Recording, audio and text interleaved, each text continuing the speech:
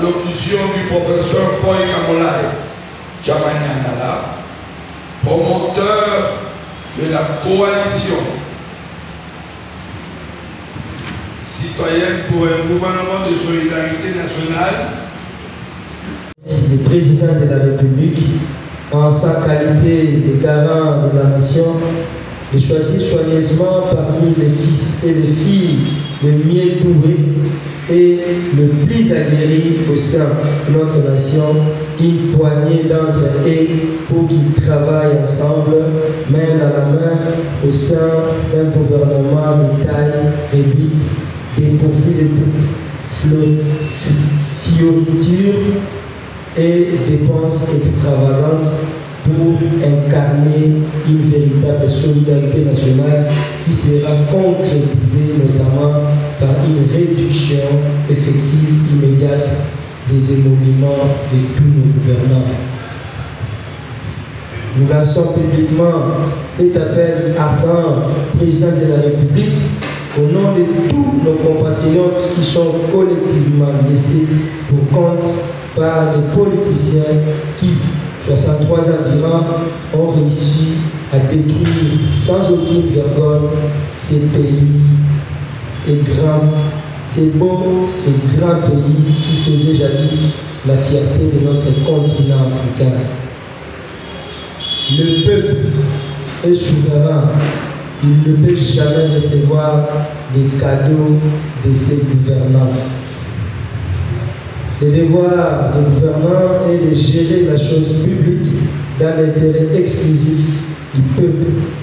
Malheureusement, l'inverse prévaut dans notre pays où les gouvernants servent ostensiblement leurs intérêts privés et ceux de leurs partis politiques au détriment des intérêts du peuple. C'est pourquoi nous demandons au président de la République d'entendre notre supplique et de l'endosser clairement et sans aucune tergiversation en vertu du pouvoir exclusif que le peuple lui a confié au suffrage universel direct. Adopté à Kinshasa au terme d'une rencontre tenue au centre pastoral Lilongwe le 19 février 2024 par les signataires. Je vous remercie. Je vais commencer à dire son âme, mais si je savais auquel défi ministre de Transport en 2018, il a été assassiné et il y a laissé là plus de 8 mois. Son corps demeure toujours à la morgue de l'hôpital. Pourquoi? Parce qu'ils sont en train de chercher qu'est-ce qui a fait, qu'est-ce qui a causé sa mort. Mais récemment, on a suivi, bon, j'avais pas mis mon attention sur ça parce que c'est une affaire très compliquée actuellement, on ne le parle plus, mais ça a dérangé tout le monde par rapport aux résultats.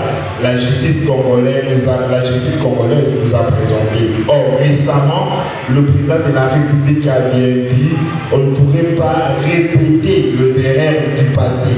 Déjà, avec l'appareil judiciaire, ça ne va pas. Nécessairement, il a été bien assassiné. Mais comment la justice congolaise peut nous donner ces résultats-là? Est-ce qu'une personne de lui-même peut faire tout ce qu'on a vu avec les Séchérobo?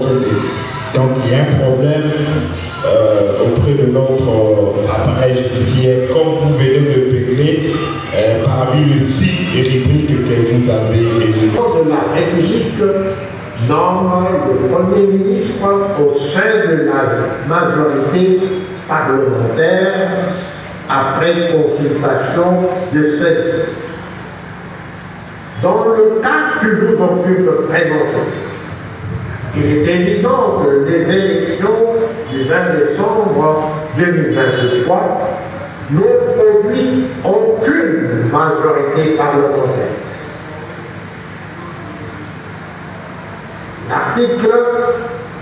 L'alinéa 2 de l'article 78 résout cette difficulté ou cette situation dans les termes ci-après. Si une majorité n'existe pas. Le président de la République confie une mission d'information à une personnalité en vue d'identifier une coalition. On identifie ce qui existe. On ne crée pas ce qui n'existe pas. Dans le cas d'espèce, le président de la République a désigné le secrétaire général de l'UDPS pour assumer cette mission. Il est très utile de noter que la Constitution ne requiert absolument pas que cette tâche soit confiée exclusivement à une personnalité politique ou à un député. Je dirais à titre documentaire qu'il sied de noter que les 3 dernières personnes qui ont assumé la fonction de Premier ministre dans notre pays depuis 2012 jusqu'à ce jour n'avaient pas la qualité de député lorsque chacune d'elles avait été sélectionnée pour devenir Premier ministre. Enfin, l'alinéa 3 de la Constitution précise que le président de la République nomme les autres membres du gouvernement et met fin à leurs fonctions sur proposition du Premier ministre. Il est donc clair qu'il n'y a aucune contrainte constitutionnelle qui imposerait au président de la République l'obligation de choisir le Premier ministre et encore moins les autres membres du gouvernement parmi des politiciens et plus spécialement parmi les députés. Passons maintenant au second point. La Constitution n'impose aucun nombre comme une limite inférieure ou une limite supérieure pour fixer la taille du gouvernement.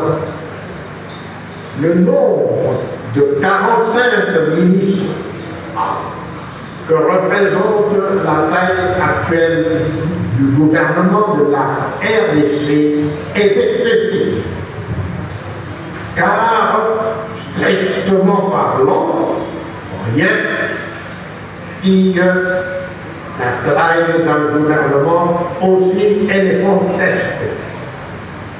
La seule justification de ce gouvernement ou de la taille d'un tel gouvernement provient de la propension à caser les leaders de tel ou de tel autre parti politique afin de les inciter à accepter de faire partie d'une coalition factice créée uniquement pour le besoin de prétendre qu'il existe une majorité au sein de notre Parlement.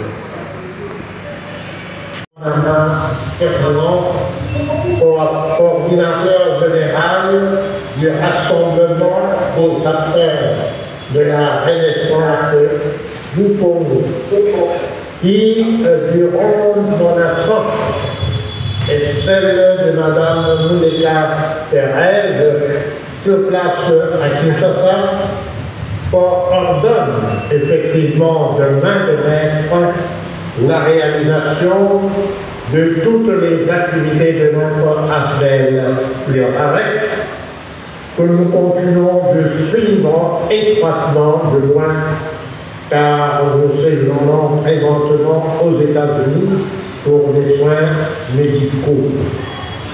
Je salue chaleureusement les représentants des autres organisations qui sont membres de la coalition citoyenne qui est réunie en ce moment. Je sais que plusieurs d'entre eux étaient prévus d'être parmi nous et avec nous aujourd'hui, sont empêchés. Je cite en particulier M.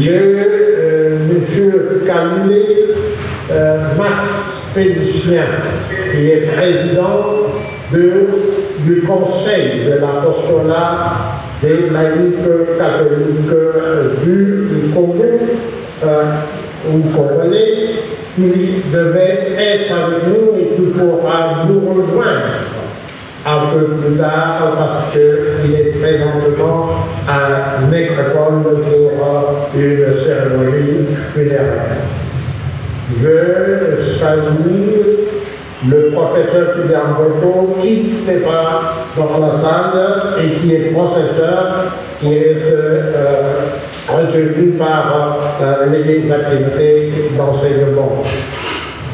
Nous avons également deux autres collègues, les éminents collègues de l'Université de Kinshasa, le professeur Mugula Victor, qui est professeur à la faculté d'agronomie et qui est un promotionnaire du mois. Nous appartenons à la dernière promotion des étudiants de l'Université de Bagdad lorsque nous fûmes mobilisés le 6 juin 1971 dans l'armée nationale congolaise.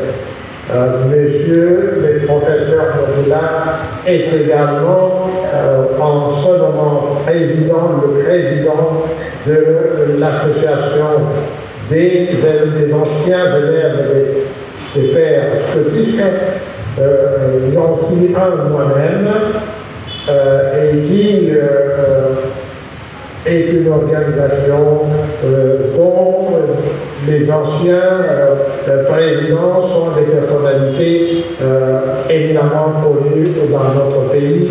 Je ne me donnerai pas le luxe de les citer nommément. Je mentionne aussi le professeur Jacques Enigma, qui enseigne la démographie à l'Université de Kinshasa, à la faculté des sciences politiques et administratives. Il est présentement en mission au Sénégal. Je m'en voudrais de ne pas porter à la connaissance du public qu'avec ces deux éminents professeurs, nous avons adopté et signé le 26 février de cette année une résolution importante dénonçant en 10 points les mots fondamentaux qui gangrènent l'université congolaise et très particulièrement l'université de Kinshasa.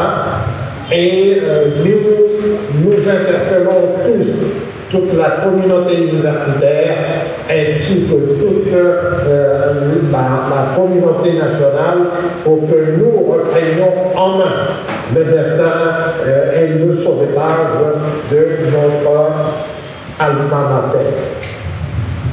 Nous avons aussi parmi les membres du directoire de communauté congolaise de Washington DC, ici à Washington.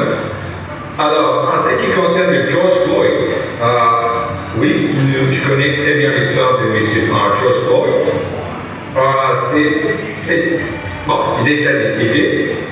Il fut un noir américain ici, dans l'état de Minnesota, si je ne me trompe pas. Alors, il était parti quelques histoires dans un petit magasin du quartier. Alors, quand il était arrivé là-bas, il avait un faux billet de $20 il a donné à la personne qui vendait, et la personne a dit, non, ça c'est pas du vrai billet, 20 $. Alors il a appelé la police. Si vous suivez très bien les événements qui s'est passé aux États-Unis, le noir semble vraiment minimisé. Alors la police, il y a un policier qui est venu. Quand il est venu, au lieu de parler avec M. George normalement, quand George Floyd sortait du magasin, alors la police lui a suivi. Il lui a suivi. Il y a eu des échanges. Du coup, la police a commencé à lui menacer. Il lui a mis en bas. Et la façon dont il lui a traité, c'était pas bien. C'était pas bien. Malgré ici, même si tu as tort, mais il y a quand même un sens du respect qu'on doit te traiter. Alors la police lui a vraiment maltraité jusqu'à ce qu'il a mis son genou sur son cou. Alors le monsieur qui disait, je n'arrive pas à respirer. Et puis il y a deux policiers, ses amis qui sont venus, ils n'ont rien fait.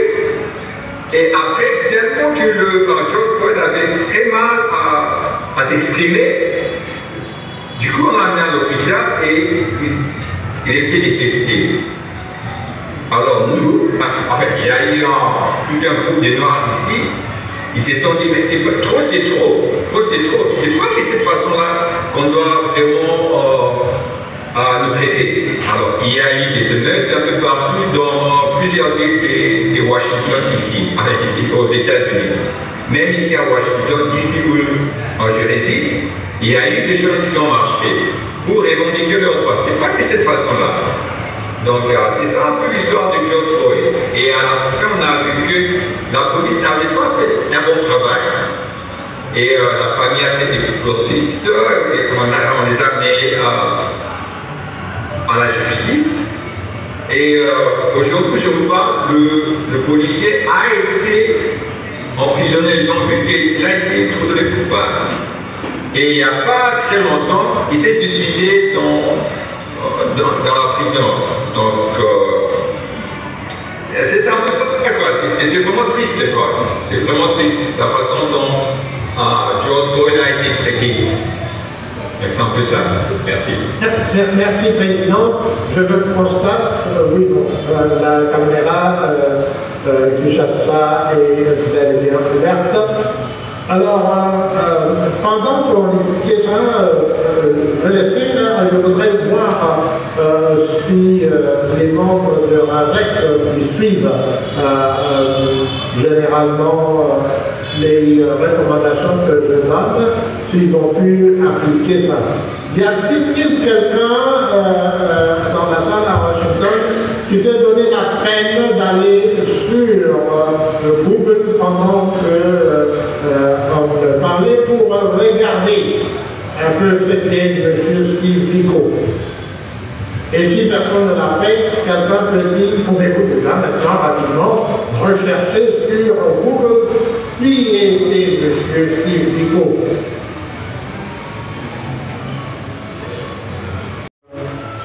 La séance qui vient de se passer et je suis persuadé que quand on a quelque chose de bien à contribuer, à dire, un conseil, une bonne parole, il ne faut jamais hésiter parce que c'est comme un grain de je ne sais quel arbre fruitier qu'on met dans le sol et puis ce n'est pas le jour où on l'a planté qu'on verra le beau manguier. Hein. Donc, je vous dis merci pour ce que nous faisons, c'est pour la nation et c'est notre pierre en fait à la construction de cette nation et de ce pays qui est le nôtre. Nous avons un si beau pays. Mais malheureusement, quand nous le parcourons, c'est vraiment la désolation. Hein, mais, comme on dit, on prend le taureau par les cornes comme on peut les prendre, et puis voilà.